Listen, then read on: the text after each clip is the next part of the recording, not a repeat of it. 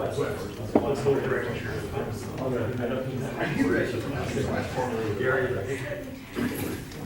Yeah, Gary, you ready?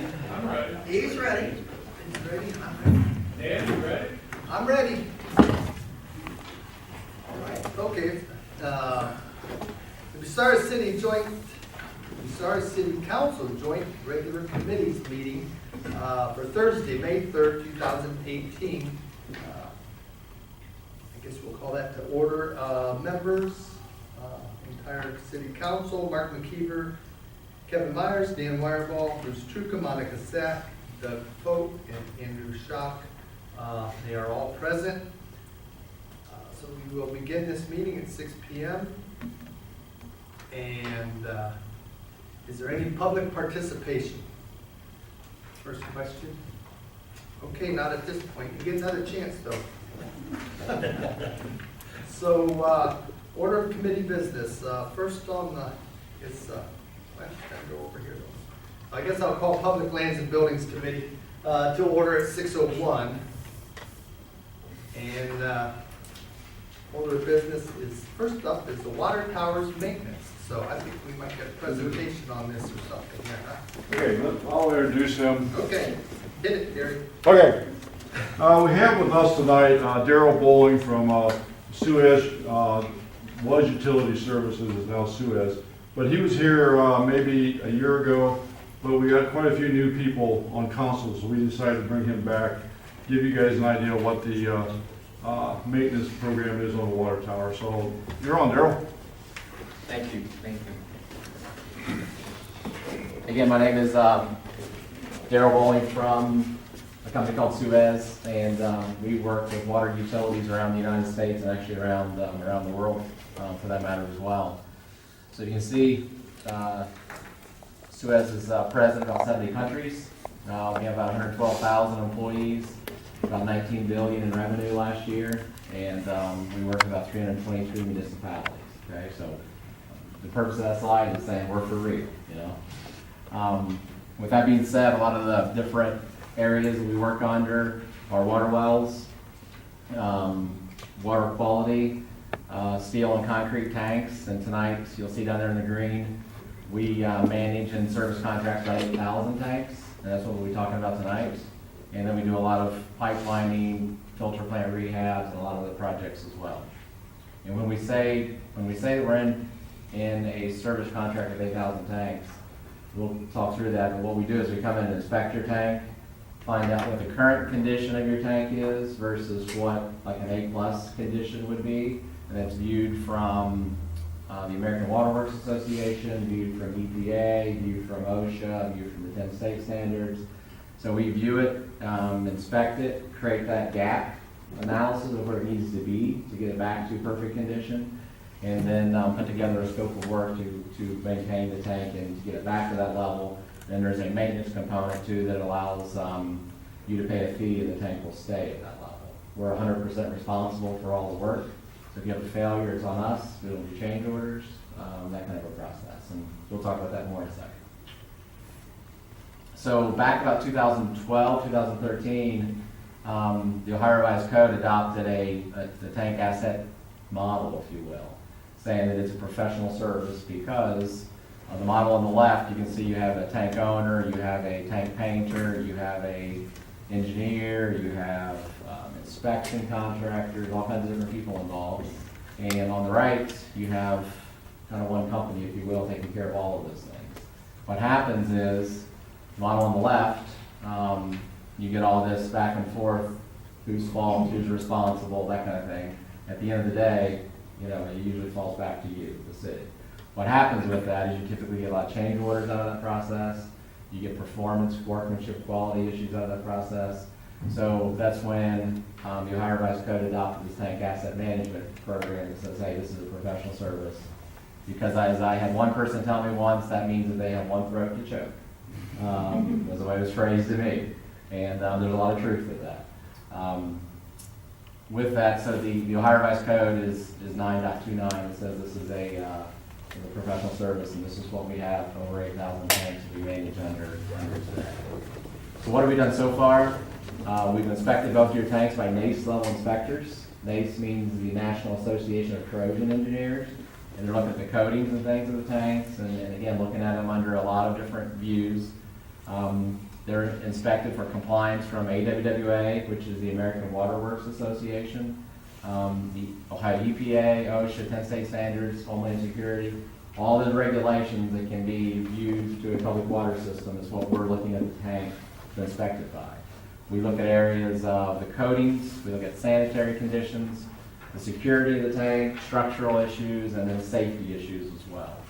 We also grab paint samples from the tank because we need to know what the current coating systems are in there. You can't, for example, at home, you can't put an oil-based paint over a water-based paint or vice versa because it won't adhere and it will eventually fall off. So we have to know what we're dealing with, so we've sent that to a lab and looked at it. We've also sent it to another lab to understand if there's any chromium or lead involved, because if we were to be working on it, sanding on it or anything, from an EPA regulation standpoint, you can't expose anybody to chromium or lead without special techniques being used, so we need to understand that as well. One of the big expensive parts of a tank program or a tank maintenance painting is understanding where you are on this curve. If exterior coatings tend to last 13, 14 years before you can paint over them again. So we're trying to find out where your tanks live on that curve. If you go too far, the coatings will start to basically break down, and you start getting flaky and happy and all those kind of things, and then you can't paint over it any longer. You actually have to put a big curtain over it, like you've ever seen driving down the road, a big bonnet over a tank, and you're blasting it all the way down. Tends to add another $150,000 to $200,000 to a project. So nobody wants to go to the run to failure because it's so expensive. So our goal is to make sure we catch it before we get into that full blast, as you can see down on the bottom right. We have an inspection process we go through that covers about 200 different points on the tank. Again, we've done that so far. This is the lead and chromium results from your east tower. And I have them kind of circled there, the chromium and lead, and basically those numbers are all good. There's no issues there, right? Those numbers would have to be closer to the 3,000 range before there would be any concern. And as you can tell, as low as yours are, that's you're fine. This is a exterior, this is a paint samples that we've had analyzed. And you know, I got the fluoropolymer in there because that's the current coating that's on the exterior of like the east tower.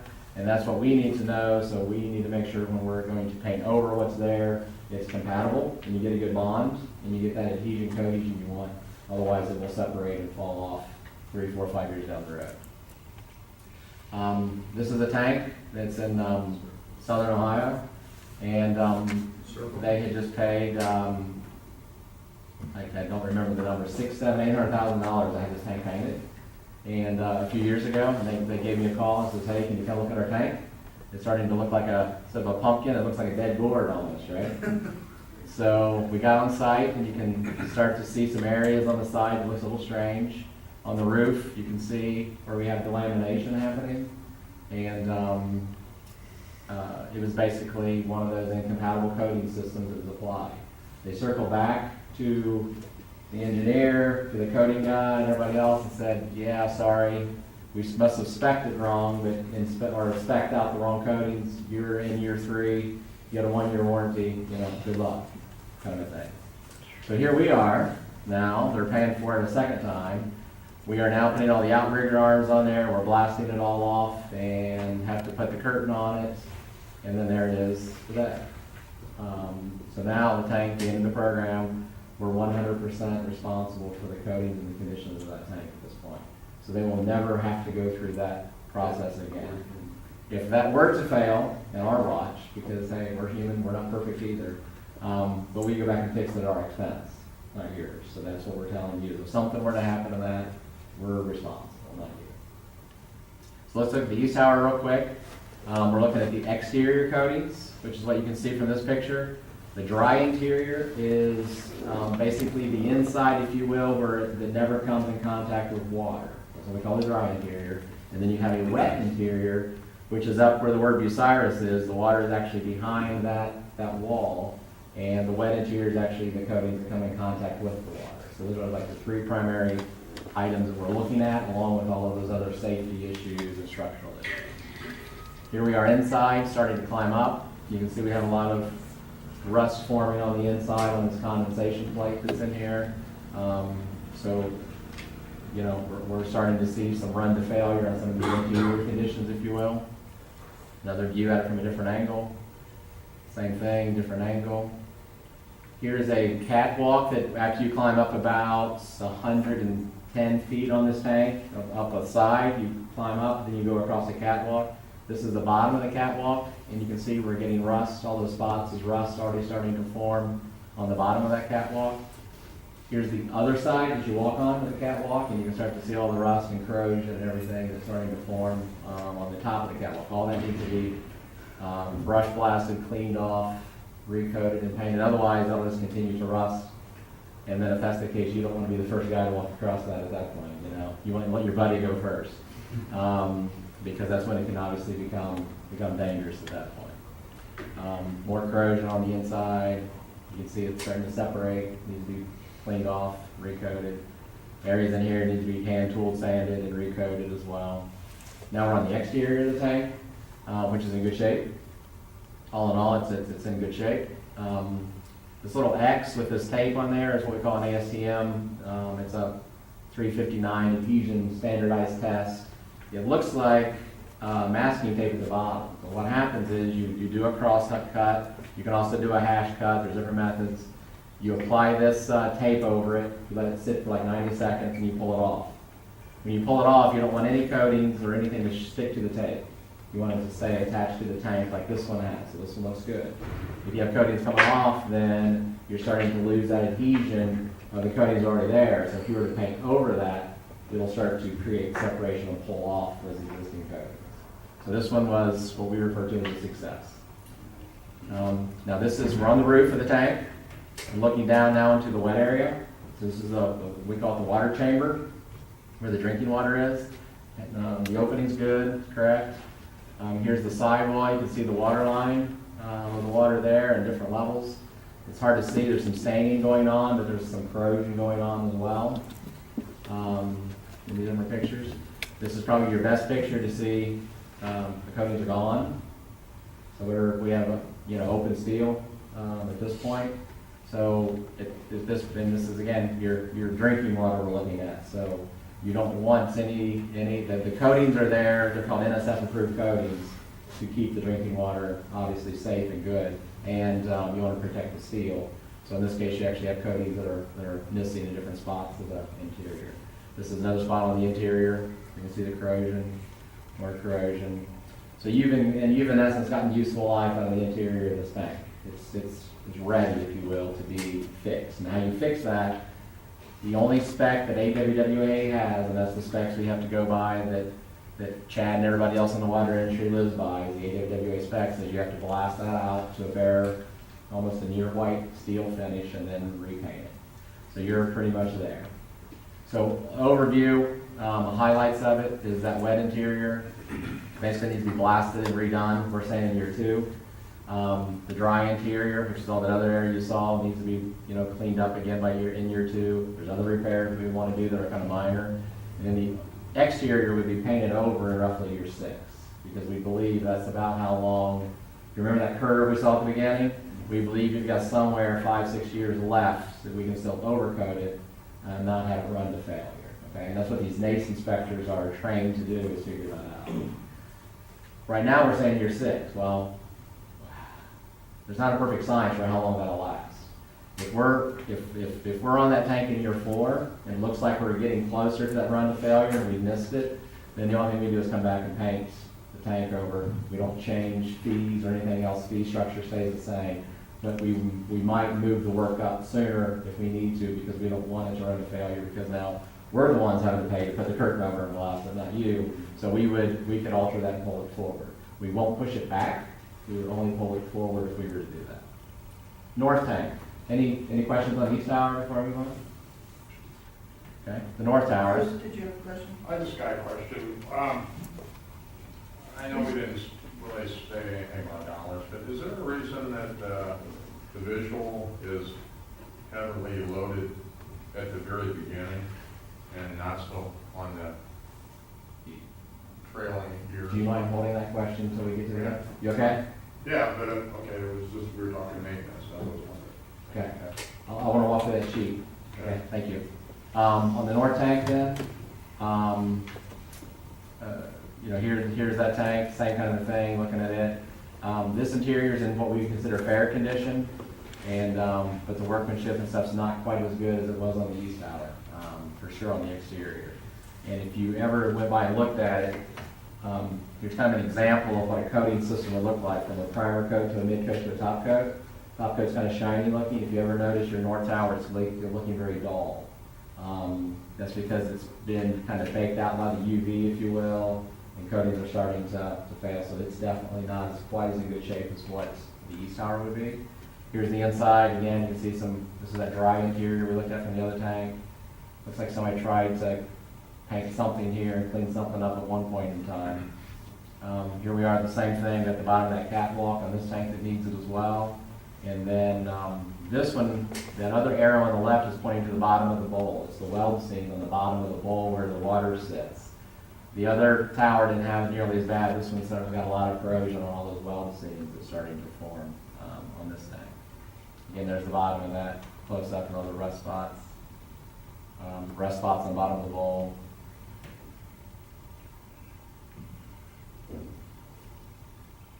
Again, you see all the spots where it's just separating.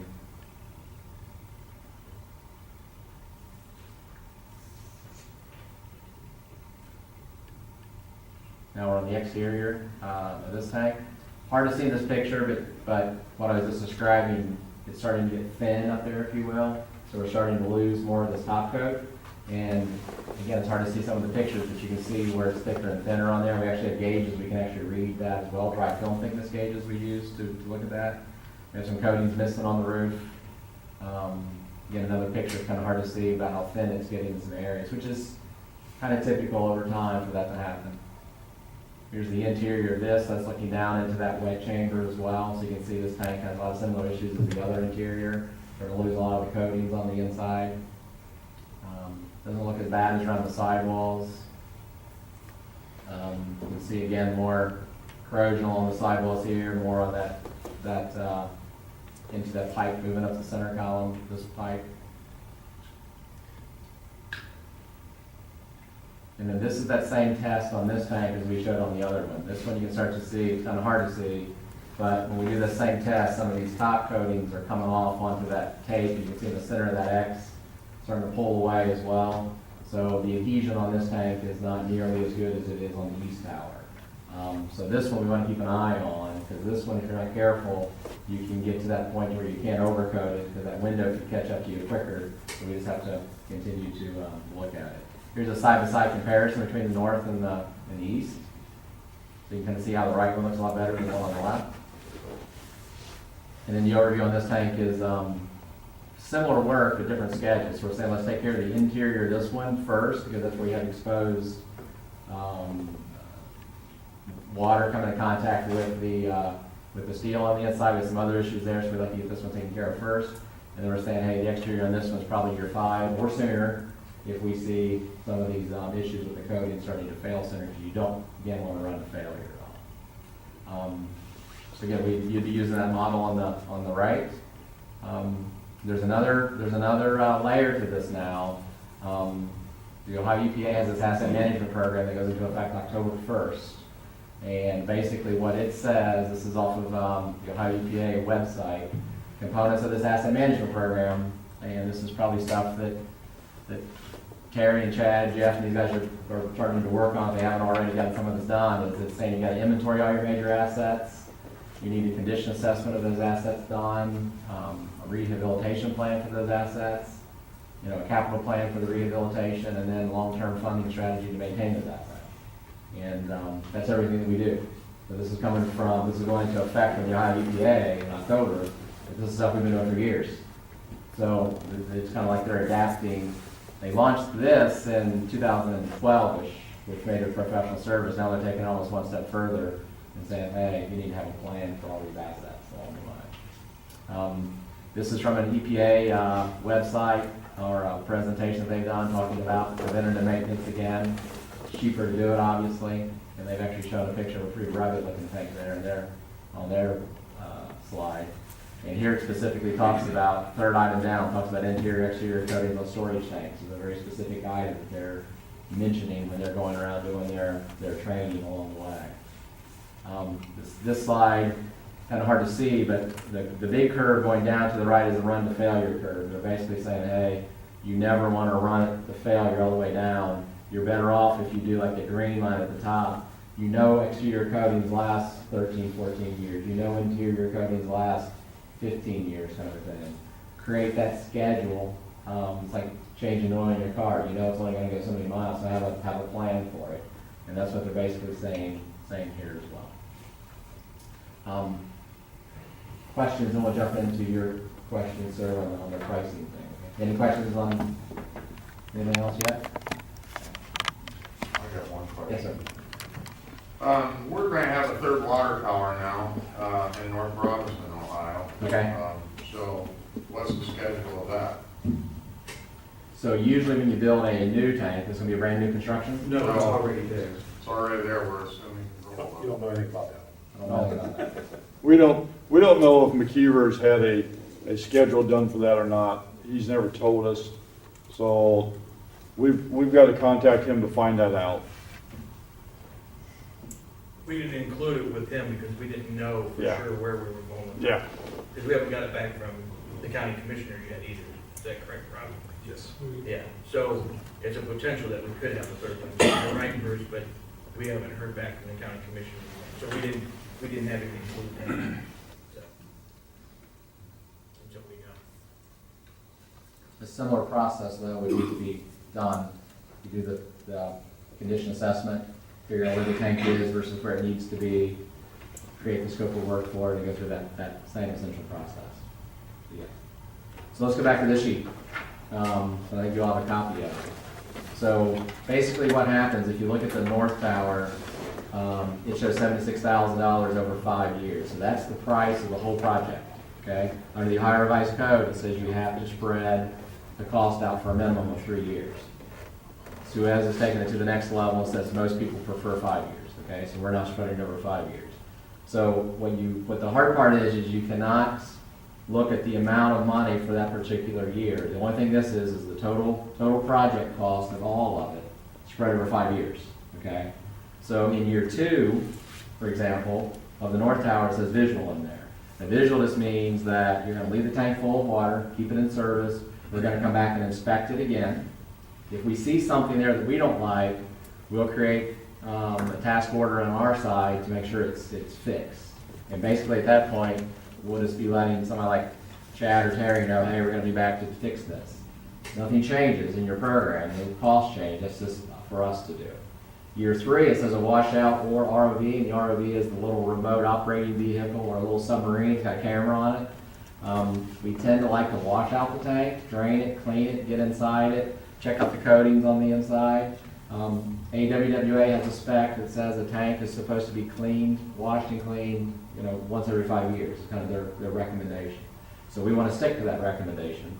So we would drain it, clean it in year 3, clean it all out. Again, that's all part of it. If we see something in there starting to corrode, it looks funny, we fix it at that point. So it never deteriorates or degrades over time because we're constantly maintaining it as we go. Year 5 then is where we're going to overcoat the exterior, right? So just like it doesn't cost $76,000 for that visual in year 2, it costs a whole lot more than $76,000 in year 5 for that exterior. But the whole point is we're taking that whole lump sum and spreading it out over 5 years.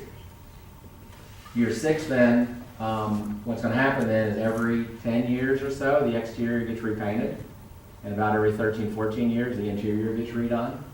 So you can look at and say, okay, in year 5, we're doing the exterior. Well, we're going to do the exterior again when it needs it. You'll never see those high numbers again over the first 5 years because now we've gotten into A+ condition. And the only thing you have in the future then is paying that maintenance fee along the way. And we take care of it, where it's painted every 10 years from there. On the exteriors, interiors are done every 13, 14 years. If there's any regulation changes that needs to be done to the tank, we're in charge of those. We're inspecting it every year, giving you a report. So if you have a sanitary survey from the EPA, you can have the report and say, here's what we've done to the tank, here's what it needs. So you're basically keeping it at A+ condition at that point. We do all the engineering, we do all the permitting, we do the whole thing. that point, and that's what creates that one throat to choke concept. You don't have anybody else to point at except for us. And so we maintain it all the way through. Did that answer your question, sir, about the cost? Yes. Okay, Yes, very thank much you. so. Appreciate it, thank you. Yes, sir. Is this price you have here set in stone for the 10 years? Yes. It's called budgetary, because I would need to get one last approval from our side, but it's not gonna change, but So Thanks. if it doesn't change, if you don't get anything adjusted on your side, this total budget for all this would be set in stone for 10 years? yes, sir, correct. And you can cancel anytime you would choose to cancel. The contract says we cannot, and we're locked in. But you could choose to cancel if you wanted to cancel. Yeah, so it's not we're not stuck with you for 10 years if we're not satisfied. Yes, sir, correct.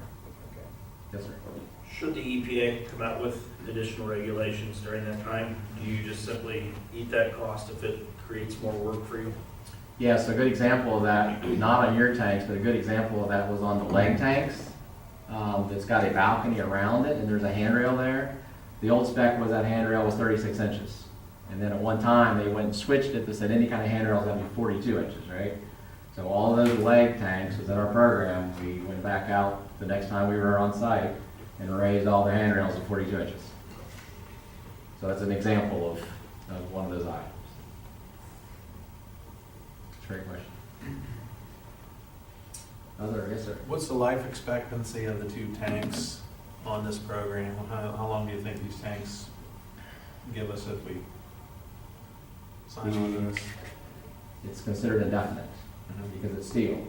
So if you maintain the integrity of the steel, keep it painted and coated, it's an indefinite kind of a thing, right? We have tanks that we maintained that were built in 1894, I think is the oldest one we have on record. That we maintain today is a tank from 1894, and it's still holding water well, it's still creating pressure like it was designed for, it's still doing everything it's supposed to be doing. Terry, what year are our towers? Do you have an idea what year? 1994. 94. For both of them? Close, they were close proximity, I don't know exactly which month. Well- 94, and as far as I know, There were in subsequent years, one and the other. yeah, they're within like a year of each other.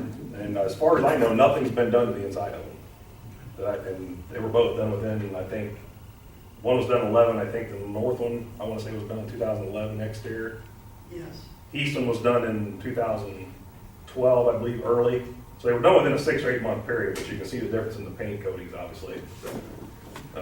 So as far as I know, nothing's ever been done to the interior, so you've gotten more than 20 some years on Yeah, it. Didn't you the last time you were here say that there were different coatings on? There are, yeah. So I showed that one, just showed that, that polychloral coating. I didn't show you the other, but it's a different coating. So yeah, so the north tower actually has a different coating on it than what the east tower has. Which is okay for us, because we know what they are. We just have to handle them differently by knowing that. And if I do remember correctly, when the north one was done the last time, there was a whole issue what he was discussing about the paint and it wasn't spec paint, it was an argument, that it was the paint, no, it wasn't, it was the spec, it was and then basically they got left and nothing ever got fixed on it per se, so. Yes, sir. Your exterior overcoat, is it just simply one color, or are we continuing as it is now with the wording, or? It is priced as it is today. Okay. Yes, and actually, when we do an overcoat, it's 2 coats of paint as an overcoat. There's an epoxy that goes on first, and then there's this polyurethane that would go on second. So an overcoat is usually 2 coats of paint. And this only covers what you've talked about here. Do we have pumps and things that are associated with those towers or nothing like that? Everything else is at the plant. Everything's at the plant. Everything else is at the plant? There's some valving in there, but some of that stuff was replaced, I think the last time they did the exterior, so that stuff's not real old either, so that's all. It doesn't cover any of that, It does not, correct. it's just an altitude valve, it opens and closes basically.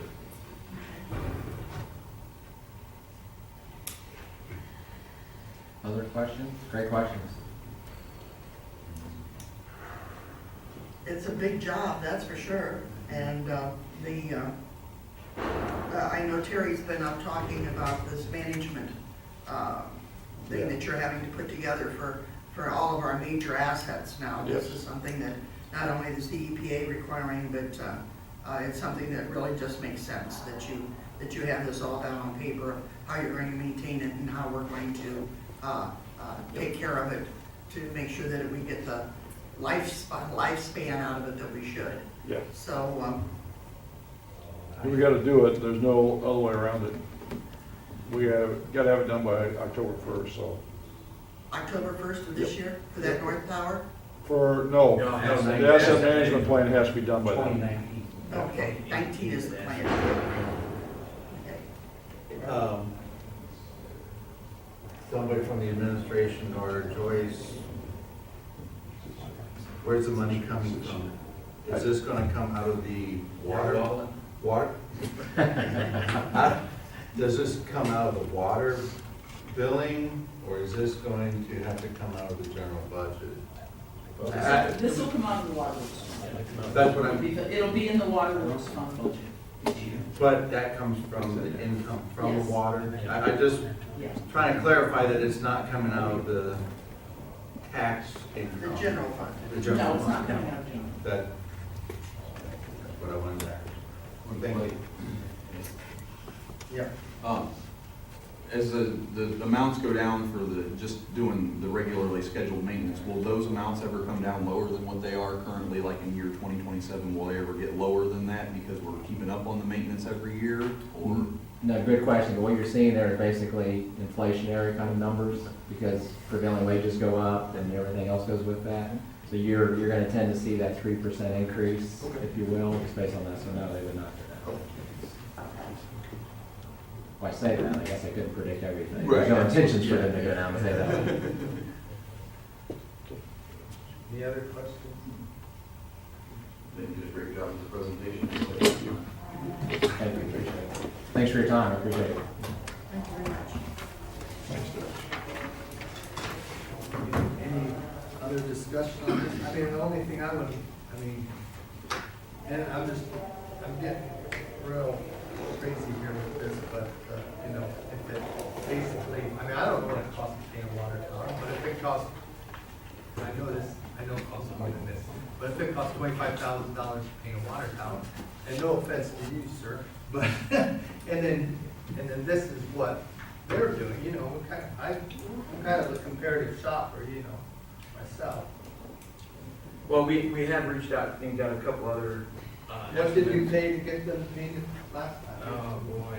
Well, I'd like to see those numbers, you don't have to. Yeah, we'll get some stuff put together for the next meeting.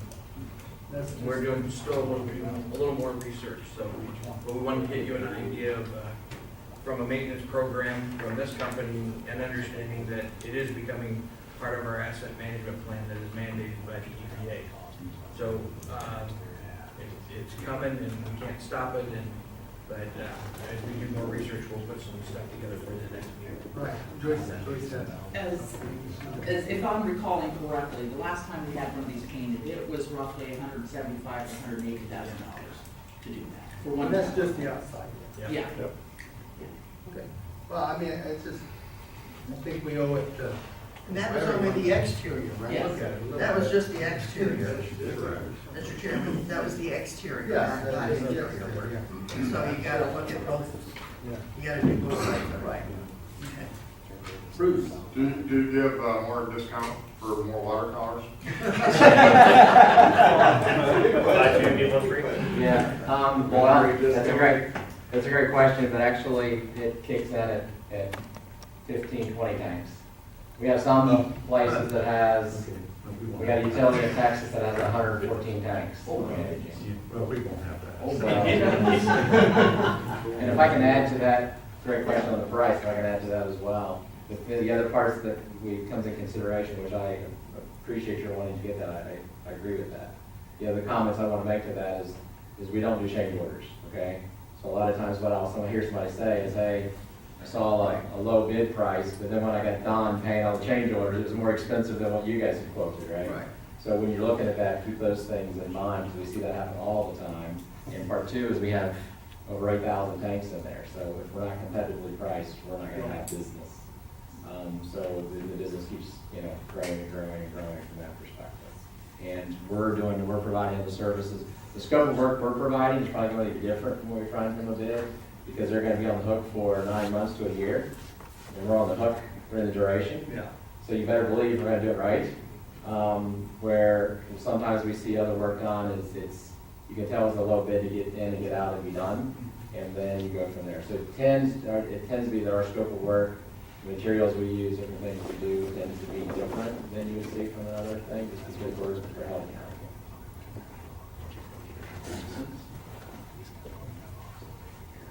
Yeah. I just had a question.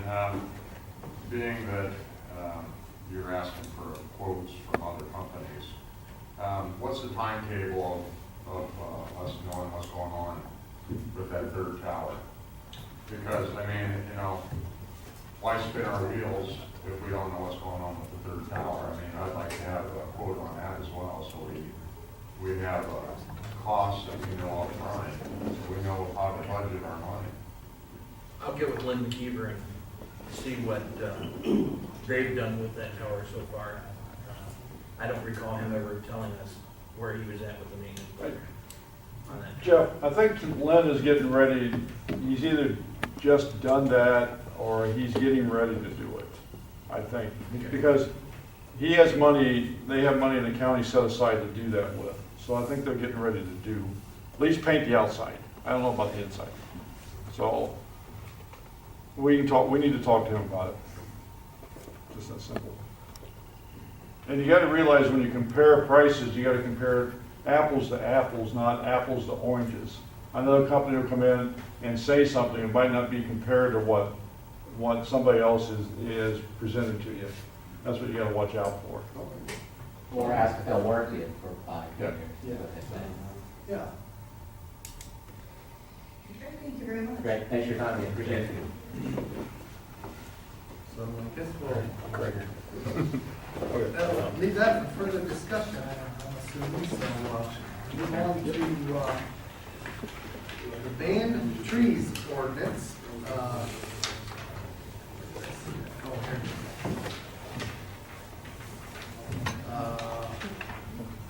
You want me to read the part you want to change, or what? Yeah, so everybody can hear 90909, yeah.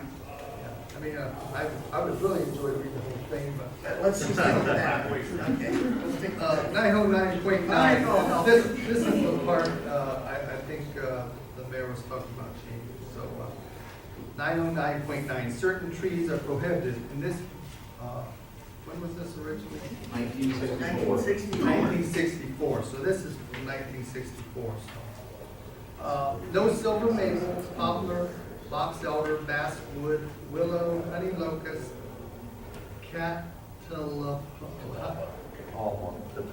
Oh, is that nice? Is that what catalpa? I thought it was like the island. Anyhow, catalpa or sycamore shall henceforth be permitted to be planted upon any tree lawn in the city.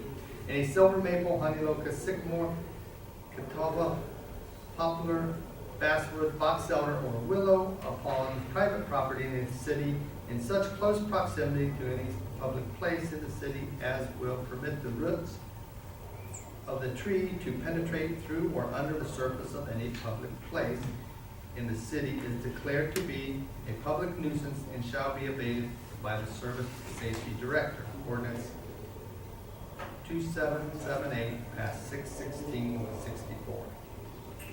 And there's a $100 penalty if that happens. So what's the trees do? Maybe we should talk to a member of the tree Valerie board Strang, here. on the tree commission. And yes, some of those trees, well, since that ordinance is so old, a lot of the genetics have changed over the years, and a lot of the ways that a city deals with leaf, trash removal and branches and things like that, obviously from modern mechanization, our leaf pickup and everything, we're not out, just raking leaves out of the gutters by hand. So one of the trees, there have been trees added to the list of trees that we're not able to plant in towns anymore. Among those are these beautiful pear trees that we see all over the place. Unfortunately, the pear trees that we see now are what they call cultivars of an original tree, which is the Bradford pear. And I don't know if you were familiar with the Bradford pear. If you had them in the yard and you had a windstorm, they opened up like a flower. The branches fall off. Well, because of that, nursery people decided, arborists decided that they needed a cultivar, which is a genetic variation of the original. And we ended up with our Cleveland pears and many of the pears, calorie pears that you see today. Originally, those pears were sterile. They had no fruit. Well, over the years, the cultivars took up on a life of their own. They now produce fruit, and birds are scattering those everywhere. They're taking over meadows and prairies and waterways, and if you go down to Columbus, every overpass is lined with these beautiful white pear trees right now. Gorgeous, but they're now considered an invasive species. So the pear tree is now on the list that we cannot plant in the city. However, there are trees on that list from 1960, like the American sycamore, that we would really like to introduce to our city's canopy. They're a beautiful canopy tree, and with our modern methods of picking up leaves in the fall, they should be added back to the list. Also, there is a,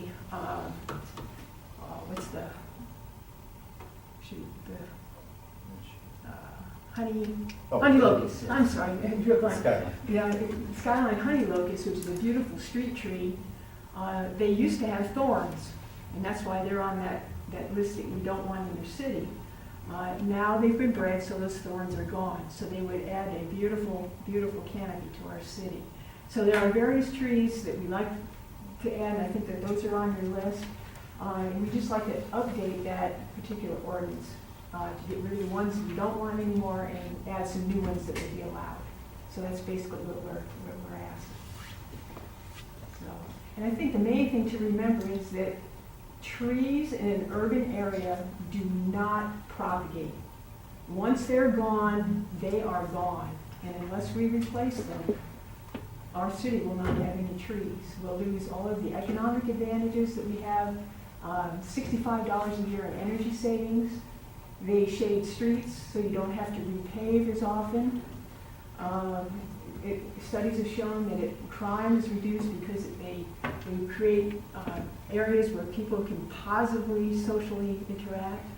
And if you think about New England in the fall, and the tourism in the New England in the fall, they're going to New England for one reason and one reason only, and that's to see the beautiful fall foliage. So that's basically what we're trying to do, is bring some of that beauty, because Bucyrus trees are old. A lot of them are old, and they have to be replaced, or else we're just going to have a city void of trees. So that's basically what our tree commission wants to do, and that's one of the reasons why we have this list in front of you, just so we can update that to allow us to proceed with our plan. That we want to replace some of these trees. And also we want to get a scheduled maintenance program for the trees we do have. There are some dangerous trees, there are some dead trees, especially in some of our parks, that have got to come down just for liability to the city. I mean, they're there and they're marked, and they need to come down. And if you see a picture of two adjoining towns, one that has a tree maintenance program, and a storm goes through the same town that does not have a tree maintenance program, the piles of brush, and the ones with no tree maintenance program, just huge. And the ones with the tree maintenance program, where their limbs are pruned and the young trees are trained, it's just an amazing difference, the cost savings. And stormwater control, oh my gosh, a mature oak tree can absorb 11 gallons of water a day on average. And all that water is not going into our wastewater treatment. So the economic importance of trees in the city is just, people take it for granted, and it really must be recognized. So basically, I didn't mean to go on, but that's what the list is about, the ones we want to introduce to Bucyrus and the ones that we shouldn't introduce to Bucyrus. We just want to amend that ordinance. We go. We haven't. We don't have a new list. Oh, you don't have the new? Well, the mayor didn't provide. Oh, No, I'm so all we sorry. have is, So basically what you're looking at Right. is adding the pear trees to the banned list Right, and modifying the list to allow for the thornless varieties of honey locust. mhm. And then, as far as the sycamores go, we may or may not, but the sycamores, they lose leaves twice a year, so that's kind of an issue with those sycamores. We were gonna plant sycamores out here on Sandusky until we looked into the problems that sycamores do have, so that's why we went with the London Plains instead. Yeah, I thought that was on your list of Yeah. planting trees with sycamore, I'm like, I thought that was on the banned list. Well, it's a fluid situation. Genetics change, methods of handling, so it's an ongoing fluid situation, so. Yes. a question about, in a lot of our older areas, we still have telephone poles out there with wires running Oh, through yes. everything. And in front of my house, I do. And yes, I have 2 treatment players that are out front. But where are we going to be?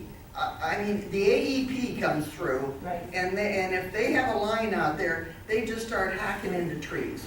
And that's why our tree commission is so important, because we are a liaison between the city and the power companies.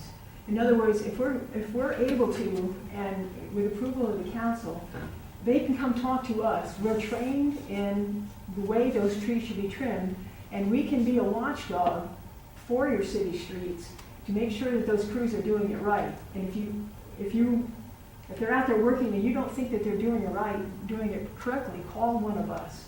And we can go out and talk to them and make sure they're doing it correctly. And as far as overhead wires, we are right now in the process of developing a plan, a master plan for the city, street by street, to address the proper kind of trees to be planted in a tree lawn. If they're overhead wires, there are certain species, and we have the list, and we have the recommendations from the ODNR. We'll know exactly what kind of trees to put under wires. And if we have wide open spaces, you don't want a little tiny tree in a space that could have a huge tree. So that's our goal. We want to get the right kind of trees in the right places on the streets. Okay, I think that's what a lot of people end up asking. They say, well, Exactly. what can I plant? Exactly. Yes. And that's why we're trying to develop right now that master plan for every street in Bucyrus. Any other questions? Andrew? I just have the scenario Sis just brought up with having 2 current, soon-to-be banned trees in her tree lawn. No. But I bring, just a scenario, let's say a lightning strike occurs and one of her Bradford pears is taken out. Is she going to be allowed to plant a new Bradford pear to match the existing Bradford pear that may be surviving and healthy? No. Because it's for the greater good. The Bradford pears, after 4.5 years, you won't be able to buy any kind of pear tree. Okay. That's by the state. That's by the state. Yeah. So, Regardless of what you guys do here at council, the state has put a moratorium on those, in 5 years. they're a banned tree. It's this December. The State of Ohio Nursery Association will not be allowed to sell any type of decorative pear tree. Right. That's this year. But right now, there's big sales on them. Oh, yeah. Ohio nurserymen are trying to unload their product as fast as they can right now. And that's why the state gave them basically 4.5 years completely, because they have an inventory, and it would be fair to them to have to eat that inventory. So, right, they do have a little bit of time to clear out the inventory. To clarify it though, you're not necessarily gonna go around and cut the trees down that are banned on the list. Oh, absolutely not. It's just the idea that you won't be allowed to plant new ones in Exactly. replacement. Exactly. Oh, no, we're not. And this is specific to public lands, public right of way. Right. Not private. You still, Right. not You can still private. put them in your backyard. Yeah, not private Exactly. property. Exactly, yes. So this is just, we're just talking about the tree lawn and Tree. Right. Lawn, parks. Parks, like it Public says here, parks. so many feet from That's surface right. of any public place. right. That's right. So yeah, so don't have to get excited. Oh, no, we're not cutting down people's trees, trying to, That's all right. no. Okay, then we are going to basically need a list and get some, maybe some draft resolution for us to take a look at then. I don't know that we're changing the ordinance so much as just changing the names and. Right, correspondence. we're just shuffling names for Yeah, the. Just shuffling some names request around. Right, that, and do the list, and we can draw it for you. Yeah. Bruce, go ahead. Okay, Purdue University, they're a renowned tree university. I got on their website and I printed off enough for the committee just to kind of bring them up on the speed of what kind of trees are on the list, the way that Purdue University looks at invasive species for trees and stuff like that. And so I printed more copies. And for the general public out there too, if you go to a website, it's called www.itreetools.org. You can get on that website too, and it tells a lot of things about invasive trees and how you determine whether the tree is a good tree for your city or whatever. So I mean, that's a very informative thing that you can look at too. And Bruce, you make a really good point. You go to a website, go to the U.S. Forestry Department website and go to urban forestry, and it's just a huge area of study right now, and how much benefit that, urban forests bring. And there's all sorts of information about all the benefits that trees contribute to the city. So, okay? Did you, oh, I thought maybe you had something. Oh, no. Valerie's, she's got this well under control. Great job. You explained that very well. And, so, yeah, I guess, I think we should get, I guess we. You want to call the legislation or? Yeah. Oh, let's get a list, let's do what we got. Okay. Yeah, I don't think it's gonna, We'll work with the the next. we'll get that together. There's no rush. Oh, there's no Bring it rush. back to committee. There's no So, rush. we'll have the list. Yeah, yes, so that's what you want, what you don't want. Yeah. Okay. That All right. sounds good. So we're basically tabling this until further notice. Yes, The law director just reminded me, there's a prayer service that's going to be beginning in about 7 minutes downstairs. Are there people coming in, I or think they're moving it outside. they're moving it out since it's a beautiful evening out there and it's not raining? Oh, okay. Well, just keep an eye on that for us if you would. Thank you. It was a lot of, David. yes, I think we had that before. Yeah. we did last year. All right, well, moving on, let's go to the park improvement bond. Back during the, just to kind of bring some of you up to date, back during the budgetary process, we kind of ran short on money to get everything done. So one of the options was to do a park, what do we call it? We call it, I guess we're calling it a park improvement bond. So one of the big things is the swimming pool has a crack in it, and we need to get that fixed. So I guess here from the finance on December 7th, Service Safety Director will research capital improvements for Almore Park to be paired with pool repairs for a bond anticipation note with findings presented to council after the first of the year. Well, it is after the first of the year now, so what do you got for us, Jeff? Well, you all have the list here, just so you all know, the P5 block building is the old concession stand, we use it as a garage. For the mower that we got last year, it needs a new roof, and that price is a metal roof that matches all of our shelters that we've had redone in the last 5-6 years. So you're probably looking at a 30 to 40 year lifespan. And Joyce, you can jump in here if I say anything wrong, but in this bond, they all have to be capital improvements. So as you look down, we started some electric issues last year, but we replaced the circuits by the pavilion. There's other wires and poles that need to be replaced. Different wiring ran from poles for lights and the shelters. That was the phase 2 from AEP. And then the tennis and the pickleball courts, the people that did the basketball courts out there, which turned out really nice, they had given us a price around the 33,000, and they're gonna honor that price from last year.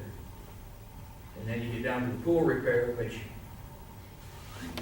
it's just not a crack in the pool. They're actually gonna replace the bottom of the pool, that's all cement, and we do have some hollow spots underneath. So, a rough ballpark was the 140,000, until we get into it, but they thought that would be able to replace the whole bottom up to the stainless steel and reseal it. Unfortunately, I don't recall what the warranty was on that work. I called Jeff Dunning, he didn't have it, so. The pump room repairs, we have put a Band-Aid on those for the last 15, 18 years. Right now, we're running our pool on a pump from a pool that would be at somebody's house, for 13, 15,000 gallons, and we got 250,000 gallons. So we had not doing a good job of using with chemicals and, we put a Band-Aid basically, and we need to get that upgraded as long as with the filter.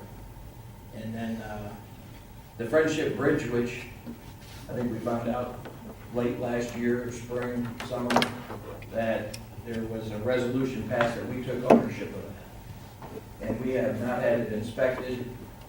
They've reached the bolts they can reach, but a company's gonna have to come in and go out over the water and go up underneath and check everything. And we have reached out and got a couple engineering firms to give us a quote on what that would actually charge us to come and do that, so we knew what needed fixed.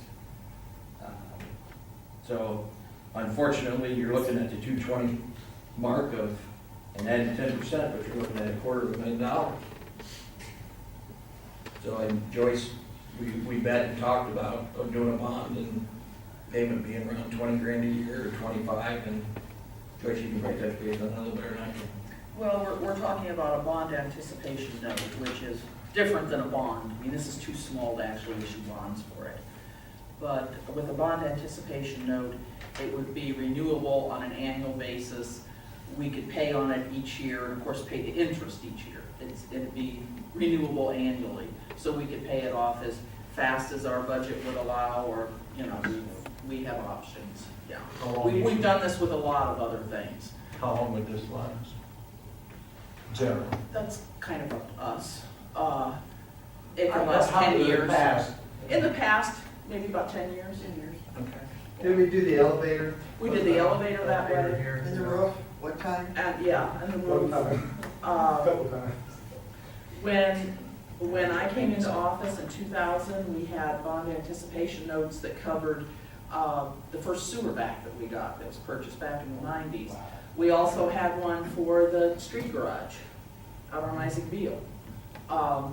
It took us, and there have been payments made on it annually, and it took us probably another 5 years after I came in or so to get those paid off. But interest rates are starting to creep up a little bit, but they're not as high as they were back then when we were doing that. So, and I don't think the Federal Reserve is, they're raising it 0.25% at a time. It's not going to be huge interest rates that we're looking at. So, And I think we talked about doing this like right before the Bratwurst Festival? Or right No, it would be right after we would actually close the pool a week early. That's what We'll have to get it out to bid and get bids. and we're see starting what- the other projects, of course, much Yeah, earlier. much sooner, but the pool, the main one, we would do after the pool season. We're gonna try to seal it up good for this summer, and hopefully we can get by, and then we'll get it drained, and company will be able to come in, because they have to have a certain temperature to work in and get it painted after they get it in there. And they thought if we closed right after the Bratwurst and get it empty, that they could get it done in the fall. So I guess any discussion on that? I think we need to proceed and take care of what properties we have. All right, I agree. I'll make a motion to go with this proposal for the $242,330. Well, 250. Well, it'd be, well, round it up to 250 I'm gonna get because these stuff off, You're gonna get new. which is funny because I don't own golf. Disc golf, right? Disc golf. So I'll make a anyhow, motion for that. okay, and, Judge, a second on that, all in favor? Aye. Anyone opposed? Okay, Okay, I will call our bond counsel, and he will prepare legislation for us, and I'll let you know the timeline as soon as I know it. And then I can give you, once we get into it and we talk to our broker, who would be actually selling the notes for this, then we'll have an idea of an interest rate too. Thank you, Joyce.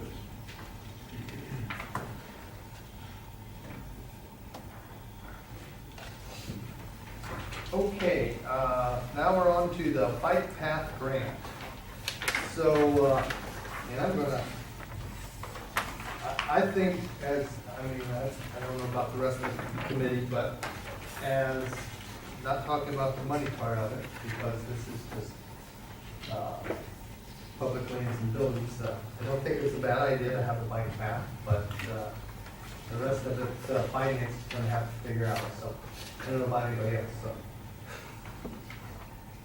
Well, before you, you have the resolution that we passed in 2017, and then it was taken out of the 2018 budget. And then finally, on the third page, you have some words from the mayor talking about the bike path.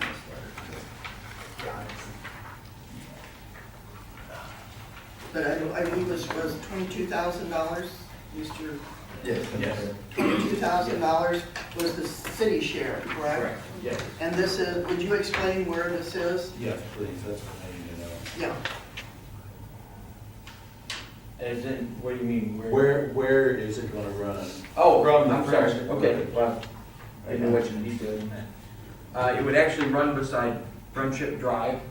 There would be a grass space in between and run, I do believe, all the way to the Friendship Bridge, correct, John? Correct. Yeah. So, how wide was it, you remember? I believe it's 8 to 10 feet. Yeah. I think one of the questions is, where is the planned expansion from there going to go? Well, that I refer to John, because him and Jeff have been working on that. Where's the planned expansion from there, next steps going forward? Well, right now, in terms of the bike path, it ends at Southern Avenue, makes that north turn to the Friendship Bridge. And so that connects Almond Park with the current bike path that we have along Southern Avenue. In terms of expanding it from there, there are no current plans to expand it from there. We have a bike route that the county quality of life action team's working on that would expand the current bike route from Low Volk Park area in eastern Crawford County. It'll expand it west through Bucyrus and to the Wyandotte County line. But that's a bike route which is on paved streets.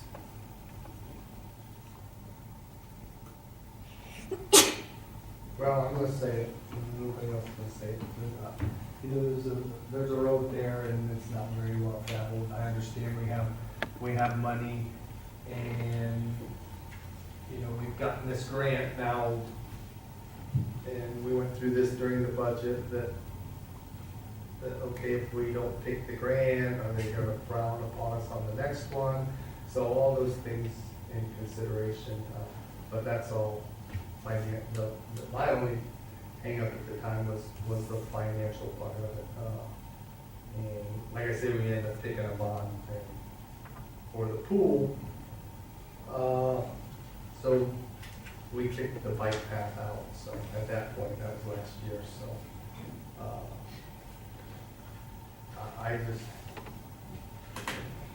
I didn't feel good about spending money for a path beside a road. that we wasn't traveling much, but I understand the bike path idea, you know, so, yeah, I don't know what the answer is, so I guess I'll leave that up to the committee. Any, sis? Since I spend so much time in Columbus and in the neighborhood areas of Columbus, I mean, actually, this one amazed me, but Sawmill Road, that starts down at 270 and heads north and used to sort of stop right there at Home Road. Well, it extends now all the way up to Delaware, to Route 42. There's a bike path beside it, all the way. I mean, that's how important the developers see this to a community. And they're looking, of course, to be expanding. Right now, you know, there's big growth and things taking place in Columbus, you know, and everywhere you go, when I go out to the soccer, spend my life at soccer fields. When you go by soccer fields, you're going to see bike paths everywhere. You see this. This is what the young people expect to get them, and I think we need to do some things to entice the younger people to come back to our communities, where you can take out your 2 or 3 kids on bikes and you can take off and you can make your way on out to Allmiller Park, and you've got a nice park out there. You can take advantage of the things that are there and spend a day that doesn't cost a lot for a family to do. And I think that it gives our community a forward look, a look to say, hey, you know, we're not sitting here. We realize that we are a small town and we enjoy our small townness, but I think we still need to take some steps as to what younger people expect to get from their community. Bruce? What was the waiting list on this bike path? I mean, how hard was it for us to get? And if we are to do this bike path, how many hoops do we have to jump through to get another one?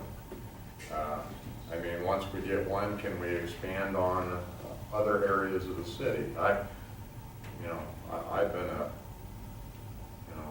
a person that's been pushing my walking path out to Walmart, and it's gotten narrower and narrower and narrower instead of getting bigger. I can Yeah, go for it. kind of speak to that. What we've been told by our engineers that if we don't accept this, it would be much harder for us to get another grant from them. But yeah, most definitely, if we do get it, we could expand. Right now, this one is kind of the low-hanging fruit for us because there's no land acquisition that comes into play here. We already own the land. In some of the other areas, land acquisition or easements are going to come into play. I'm not the one out to Walmart because that's in the right way. But in other bike paths that we've looked at, you know, that would come into play. And certainly, some of those funds can be used for purchasing easements or right-of-ways for that. Can I follow up? Is there a list of proposed areas besides this one? Not really, we just kind of high-level concept type stuff. I mean, I put together a Google map that shows potential areas, you know, along the river. It would be nice to have like maybe a river walk or a river path that would follow, that would connect Army Park. I even, you know, we were thinking of a bridge across Highland that would connect from Harmon Park through along the river to Highland. Have a bridge that crosses the river at Highland, and then people could continue on out to the Walmart area. But that's all conceptual, nothing concrete. No, I don't have a problem with it. Yes, I'm okay with it though. I did just, a friend of mine, their daughter works for a city up north of here, and I gave the information to the service director about the AARP grants that are available. And evidently, we have until May the 16th to take a look at these grants to get an application in for it. So I was suggesting that You know, it never hurts to ask and put something in front of them. And if we already have something engineered and, could we even use another grant to take up the place of the money that we're required to put into it? I think it would be well worth looking at. We're getting into the financials here, but it might be something well worth looking into to see if they would allow us to do something like that. Anything else? Our share was 22,000. What was the ODNR share of the grant? It was an 80-20, wasn't it? 80/20. So we're 20. I mean, that seems like a pretty good investment to get ODNR paying for 80% of that project. And that might not come around again. And that's a big gap in the bike path if you don't do it. I mean, I think that's pretty, I don't want to overthink this one, but it's just my 2 cents there. Yeah. I think that the bike path would be a good thing for safety for kids from that neighborhood there getting into the park without being on that service road going back there, because a lot of times they're dumping fill and big trucks are going down there. And to get, you might have some young kids going along that road, and if they're on the safe bike path, they don't have to worry about traffic. Yeah, I think that's the major idea. There's one that comes from the state too. Any other? I did have a comment section on the city's website that people could leave a comment about the value that this would bring. And we had about 10 comments in total. 7 were in favor, 3 were not in favor of it, or they didn't like the city spending money on it that way. But the majority of them were in favor of it and thought it was an excellent idea. Just one other point in general on the overall bike path. I think a little better publication or word of mouth of what the overall bike path is going to end up looking like would really be helpful for our in terms of our being able to kind of promote what this future bike path is going to look like and giving people an understanding of what the future finished project would entail. So just a thought there. My biggest thing is, okay, I agree, we should future drawing where possible, the possibilities are, but you also gotta know, after we get the grant, okay, then we were stuck with the whole bill on maintaining it. How are we gonna fund that? I'm just saying, in the future, I know it would last, but we don't That's why we're know. gonna talk about it in the finance committee. I'm just saying, that's my concern about it. And I'm saving my mind for that, so. Yeah. That's my biggest concern. This one isn't gonna, No, I think. this one wouldn't be that much expense to maintain, but if we have these others where they're going through the easements and if, if you're going along the river, and of course that river floods, and we have to make it wide enough to get service vehicles down there to clean out whatever, and it's gonna cost. And I'm just saying, if we go with this on future, this one I'm fine with, but future, I'm saying we need to really have a cost estimate on what it's gonna be to maintain that in the next, if we get it done in 2020, how much is it gonna cost to maintain for the next 10 years, 20 years? We gotta have that figured out on how we're gonna fund that, how we're gonna take care of it. That's my biggest concern, but I'm okay with this one here, because that's just my comment. So, any other? You're gonna send it to finance, huh? I was in finance. Okay. So do we? He's getting you on it. You could be it. So, do we need to do anything? No, he just, Give us our blessing. Hey, I wish we could have bike paths everywhere, but I think it's a good it's not, just trying to figure out how you we might want to pay do for it. just a motion and a second to favorably send it to finance committee. I'll make your motion for you. Okay, Doug made motion and Mr. McKeever second that to send it to finance. All in favor? Aye. No opposed. With that, I guess we'll be wrapping up our public lands and buildings. 7:15. Okay, I'll call finance to order at 7:15 PM. First is the various appropriations. Okay, actually, to kind of get this in order, I'd like to skip to the third bullet point for creation of a line item, because if we don't have that, we can't do the appropriation.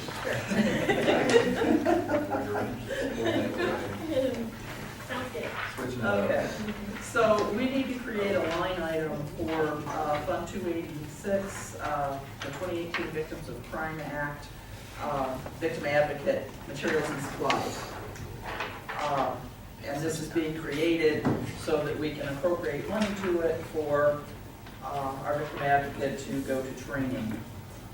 So I don't know, do you want a separate motion to approve this before we move on to the appropriation? Yes.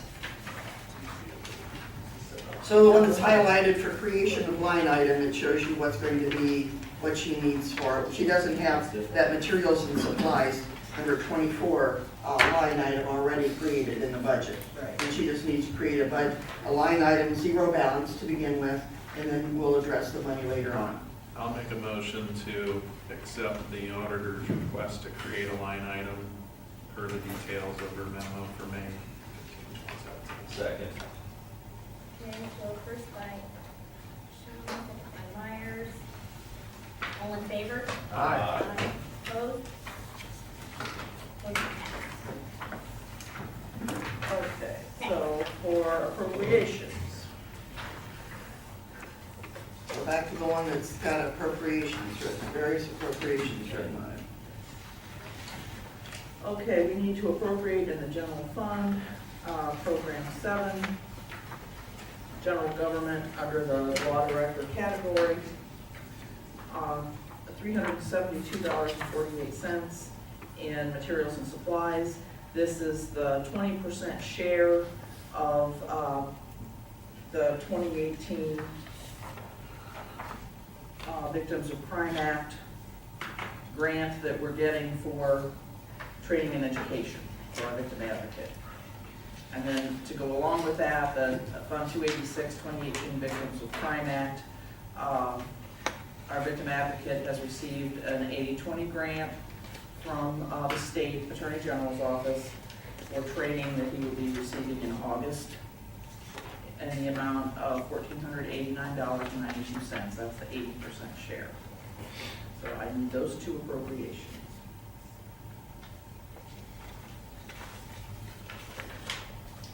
I'll make a motion to approve the appropriations just mentioned by the auditor for May 15, 2018. Second that. First by Shaw, second by Myers to approve the appropriation. All in favor? Aye.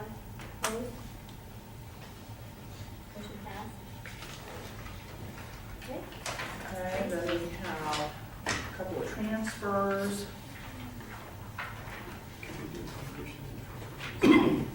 No, I think we need two separate ordinances, one for appropriations and one for transfers. So you'll have two signatures you're gonna be required to do. So the transfers are there at the bottom of the paper provided by the auditor under various appropriations. The appropriations were at the top, the transfers are at the bottom. Is the second one we were handed the correct one? You're going to hold on to that one for a moment. Okay. That has the 22,000 at the top. That's if we go with the bike path. we gotta come back. That's, yeah, that's an alternate that adds that Yeah. if it gets passed. So. I just what tried to we're be prepared in case I couldn't be here. doing- Yeah, Okay, so the first transfer is within the general fund, Program 7, General Government, under the Law Director category, and we're transferring $9,000 from personal services to contractual services. And this is for a contract with the county prosecutor to cover any city prosecutions for 3 months. And Rob may, I don't know if he wants to elaborate on that, or... No, we're just, we're contracting with the county to handle most of our municipal prosecution. We'll still be doing tax and property maintenance violations. And then the other transfer is in Fund 285, 2018 Ohio Crime Victims Assistance Grant. And we're transferring $2,500 from personal services to materials and supplies. And this is for the new victim advocate, for some other training that he'll be getting locally, and for some new office equipment. Okay, do I have a motion for the? I think, wait a second, I think Dan had a question for you. Yeah, I guess back to the $9,000, I think some of us were wondering why we were subcontracting that, or whatever you wanna call it, farming it out, basically. Is that something you typically do?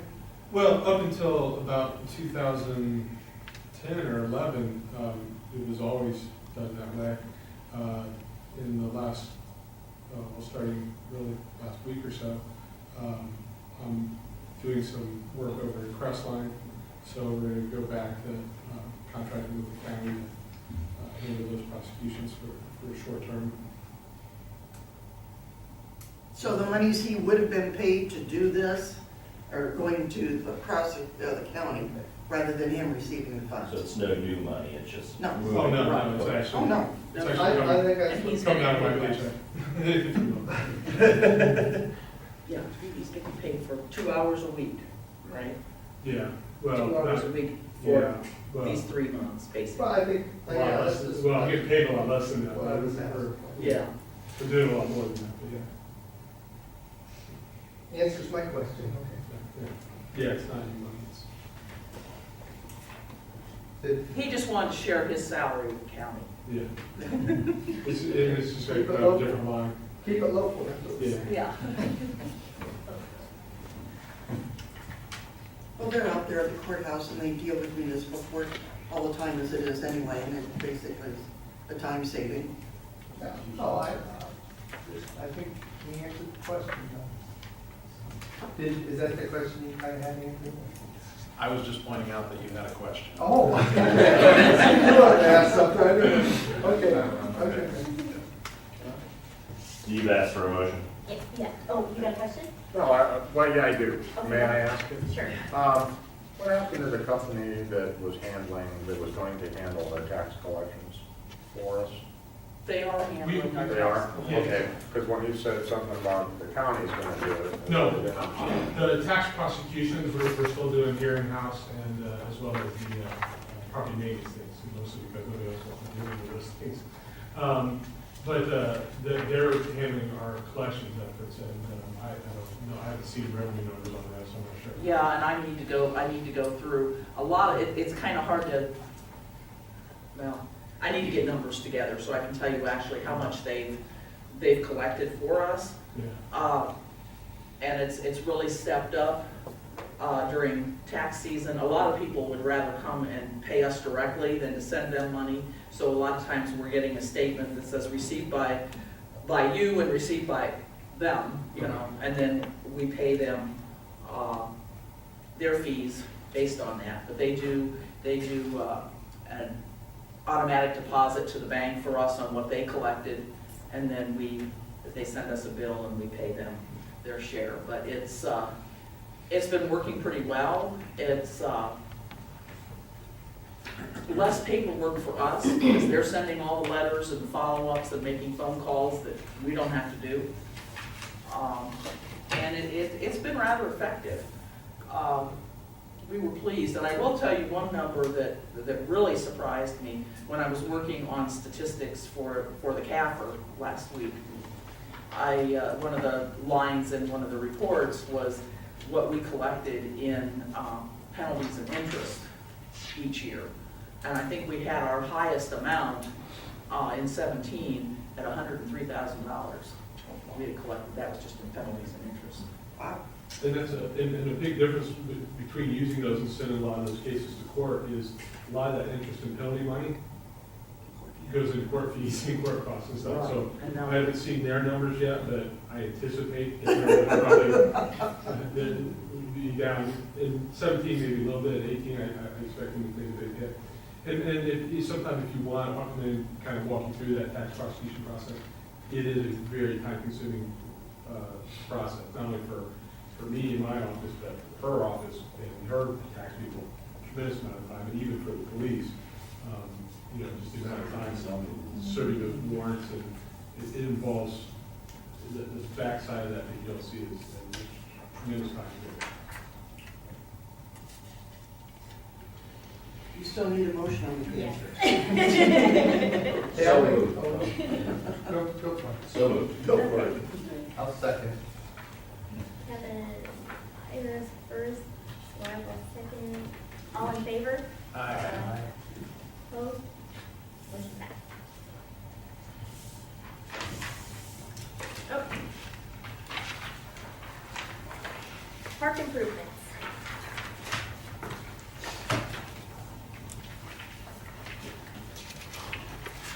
So this was sent from Public Lands and Buildings. Thanks, Dan.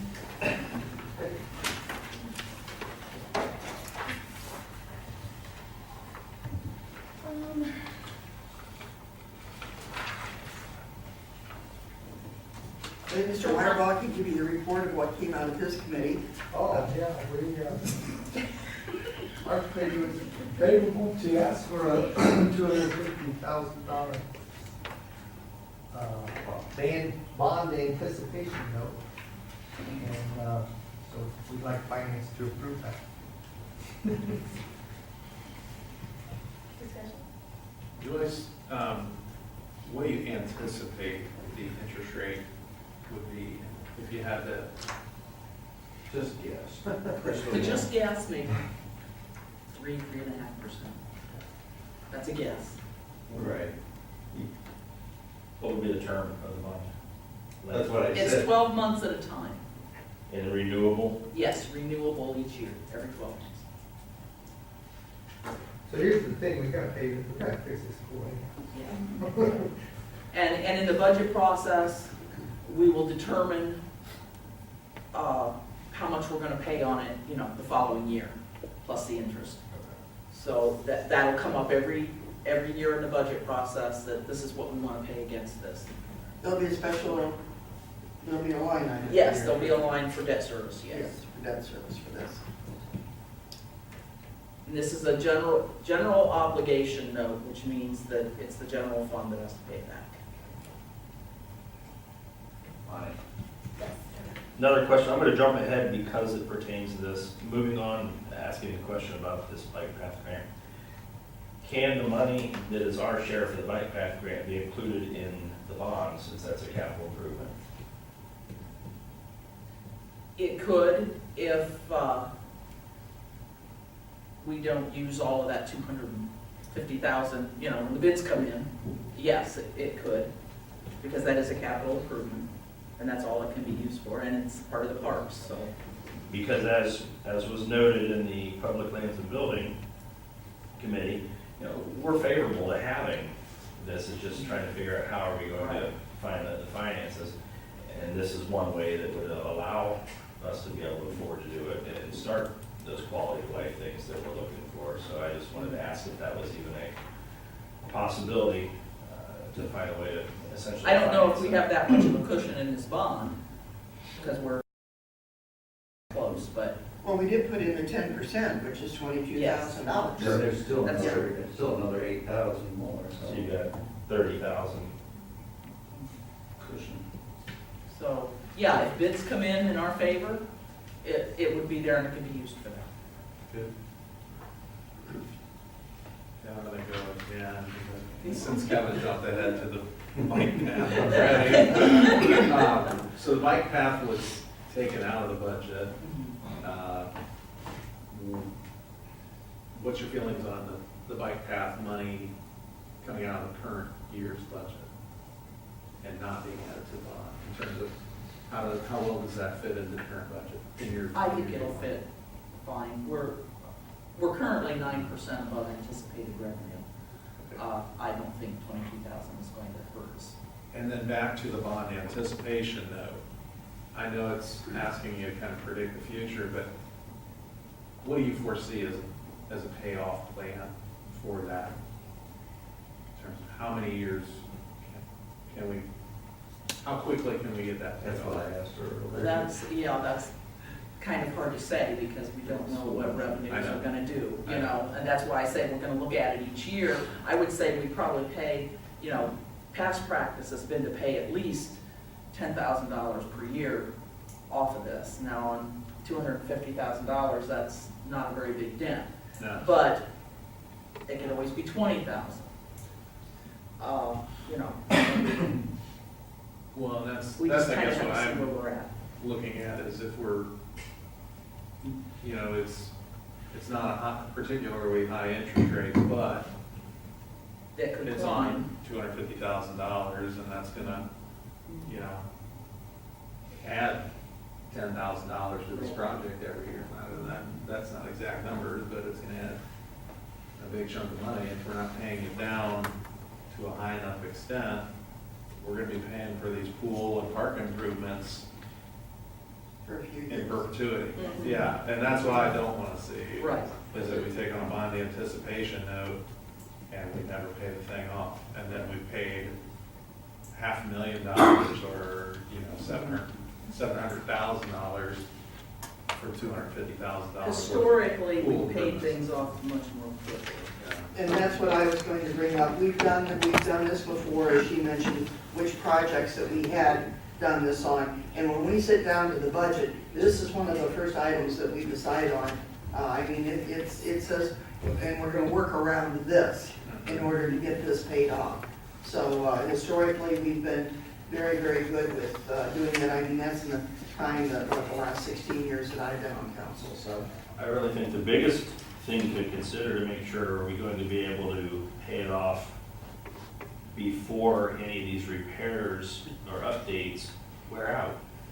You know, the last thing I want to see is, you know, putting $140,000 into the pool, and before we get this paid off, hey, we need to fix the pool again.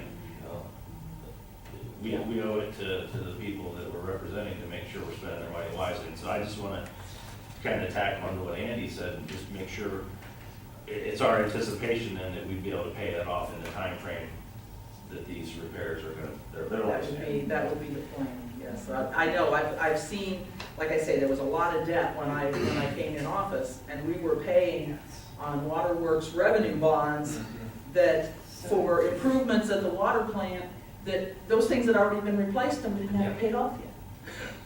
But we were paying like 14 or 17% interest on it too. Oh, the reservoir we were, Yes. yes. So though, I mean, those, and we couldn't refinance. We were not allowed to refinance. We were one. But they finally, for the last 5 years, dropped the interest rate for us. Yeah.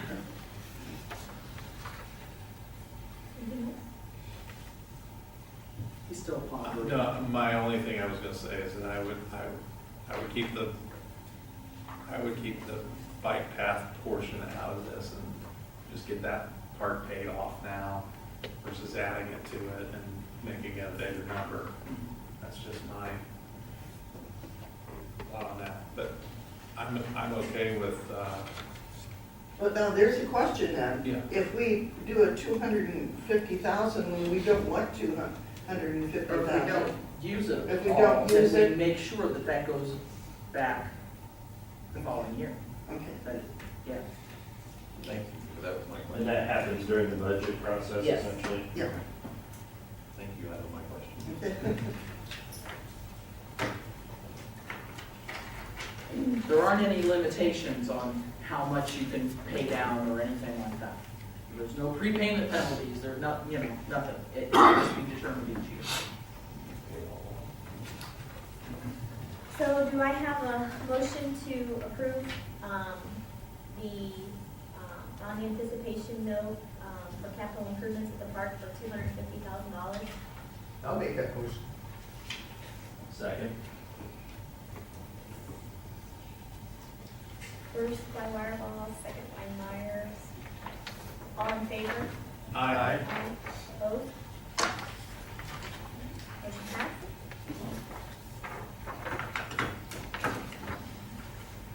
Okay.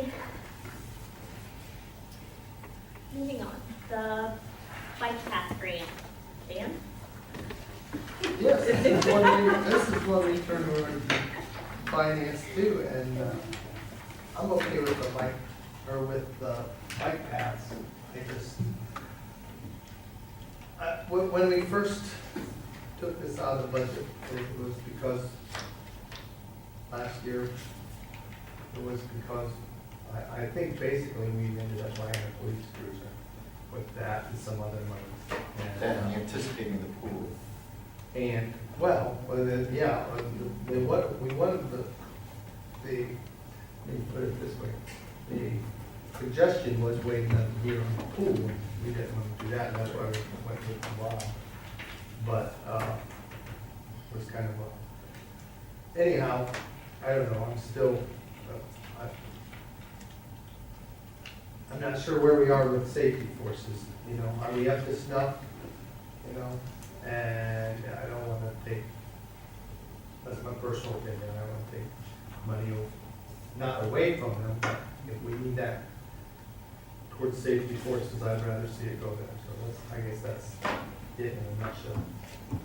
Did they budget 140 last year for the pool? No. No? Did they budget anything for the pool? Okay.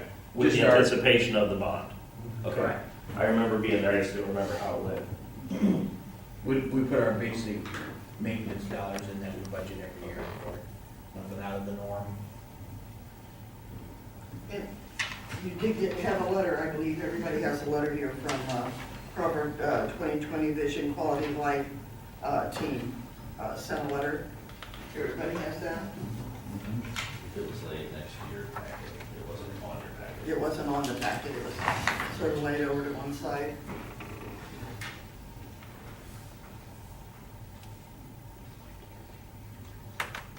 Do you want me to read it? Yeah. Tell her to. Yeah, read something. Read something. Dear Council, on behalf of Crawford 2020 Vision Quality of Life Action Team, this letter is to convey our strong support of the ODNR Bike Path Grant and the supporting city expense for this Friendship Lane path. We have a volunteer committee that is actively working on a countywide bike path or bikeway plan that will create linkages between our cities and rural landscapes for the betterment of alternative transportation, physical activity, and safe routes. This grant can be the catalyst towards the first steps in making our community and surrounding area a well-designed, active community. We advocate for these reasons: to improve access to homes, employment, parks, stores, and schools to increase physical and mental health benefits, to decrease air pollution by improving alternative transportation such as biking and walkable paths, to decrease traffic-related injuries by having designated routes, to increase the chances of living longer by improving the quality of life for the citizens of Bucyrus and Crawford County. Thank you for your consideration. We understand the need for a thorough, data-driven decision, and we feel this investment in conjunction with ODNR will pioneer long-term goals. Sincerely, Bethany Boyd, Crawford 2020 Vision Quality of Life Action Team.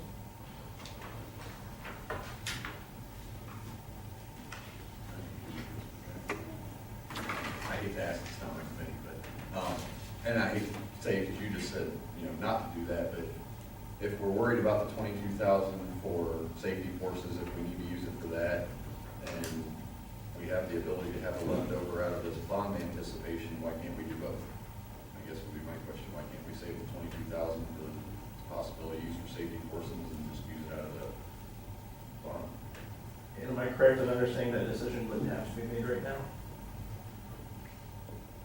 As far as. Whether it was included in the bond or not? That would be correct, that wouldn't have to be decided. I mean, Because you we're not gave gonna your know opinion. until we actually get numbers. Right. It needs to be appropriated and actually put in the budget. Correct. When the grant comes in, it'll just offset. So you gave your opinion this evening that you felt we were in decent shape to take that on. Should things change, essentially the bond would be a backup to that. Could conceivably cover. If necessary.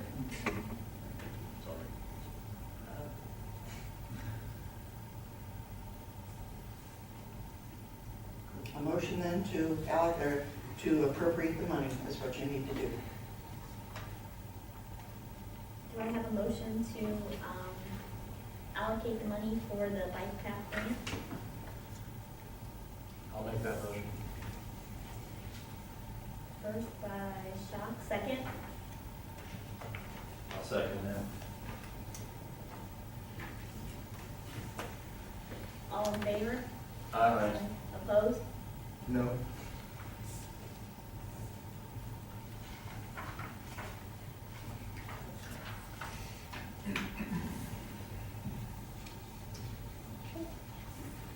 I will recess at 7:41 p.m. All right, health and safety, called to order at 7:41 p.m. And you'll see in that portion of the packet, a letter that was dated March 21st. Essentially what we did was when we addressed this previously, it was not done so correctly because the traffic study that was done by ODOT was not all included in this, correct? So essentially, all we have to do is go back through, we're just discussing the 3 traffic lights that were removed in the 90-day trial that we were asked to push forward by the Traffic Commission. So what we're looking for is a motion to approve the change to the traffic control map, taking the lights out and installing 4-way stops at East Mansfield at Spring, East Mansfield at Poplar, and East Mary at Poplar.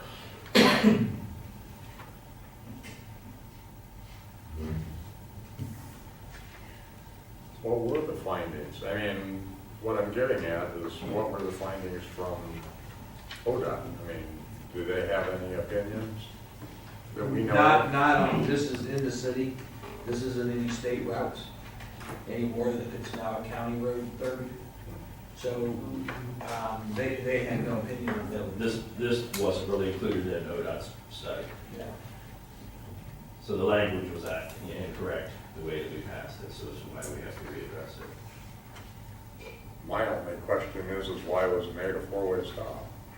I mean, why is it not a 2-way? I mean, your traffic flow is east and west, and if you were worried about making traffic flow better, why are you Well, I stopping think the traffic? a lot of it was due to the kids that walk to school. That's one of the main thoroughfares, so, we went with a 4-way stop just to help with traffic control. There's a lot of foot traffic and vehicular traffic. Oh, out there, yeah. I think I'm you fully can aware probably of see it. that, Yeah. I was there for 37 years. Yeah. There again, I hate to, but I'm pretty sure I asked that same question. I think, and if I'm not mistaken, the mayor said that they had talked with Mr. Kimmel, and I believe it was Mr. Burke, and that was why they decided to do the 4-way stop, was for the kids going to school and rain and stuff like that, just to create from any accidents at that intersection. I think one of the things that we see is that a lot of times people, and myself included, are reluctant to embrace change. When it was first brought up at the Traffic Commission, I thought, what a horrible idea. And now as I've driven it multiple times, I find myself accepting of it a little more, I guess. Mr. Chairman, could I Sir. ask a question? You sure Make may. a statement, please. Being a resident close to the intersections involved, I see a great benefit for the flow of traffic at these intersections with the change. But I do see a major problem with pedestrians at these intersections. Too many of the motor vehicle operators do not want to allow pedestrians time to walk across the intersections. So if something could be done, maybe some extra patrol there to kind of help get the point across to people that they need to stop for pedestrians, that might be a great benefit. Do you have anything to? Well, I guess my first thought was we should not only look at signage, but maybe some crosswalks. That's what I was just thinking. As You soon know, as that we we can get can- other, the stuff up. That might be helpful. Would that, in your opinion, from living there, if we did increase the signage and the crosswalk and just make it more aware to the driver, is that sufficient for what you've noticed? I would say that almost have to be a trial. Sure. There are things we can definitely do visually with the crosswalks, with signage, that would induce motorists to allow those. Put the fine on there and how much it is if you violate. So I guess the only other question is, do we want to go ahead and pass these changes, or do we want to, because you always have to redo the striping at this point, correct? And then to be able to put additional signage up. So we would have to go ahead and pass this, make those changes, and then it can always be revisited through traffic commission and then brought back forth to this committee and to the full council. Is ODOT gonna have any issue with crosswalks, or is that gonna present? It's not a state route. Yeah, okay. I just- So do I have a motion to approve the changes to the traffic control map as stated here, making these 3 intersections a permanent 4-way stop?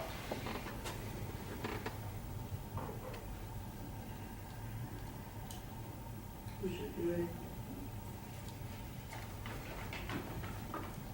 There's McKeever and Shock Trooper. Okay. Myers, McKeever, Shock Trooper. I'll make a motion. Motion by Mr. McKeever. Do we have a second? Second. Second by Mr. Schock. All in favor, say aye. Aye. Opposed?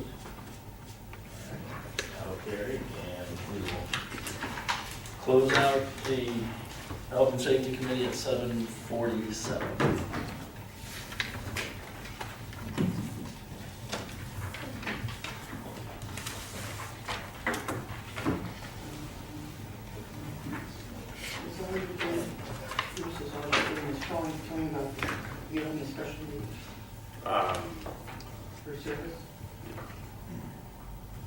I guess, I mean, as far as service committee, we're gonna meet on May 8th at 5 p.m. We're gonna have a special service meeting. We're going to meet with a full committee, public's invited. We're going to have a man from Rural Water here, Mr. Capel, or Cap, something like that. He's supposed to come. Not on the 8th. Not on the 8th. Not on the 8th. Not on the 8th, that's the Okay, 14th, sorry. I believe. 14th. May 8th is just your service meeting. Okay. Yeah, it's the 14th. 14th. Here. Okay. Sean Tapple.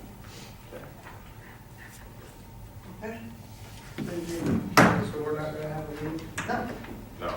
you can finish this out. So prepared Okay, is there any public participation out there in the audience? No, no public participation? I make a motion. Motion by Mr. McKeever. Second. Second by Mr. Foat. All in favor, say aye to adjourn. Aye. Opposed? No, okay. I don't know what that is. Meeting adjourned.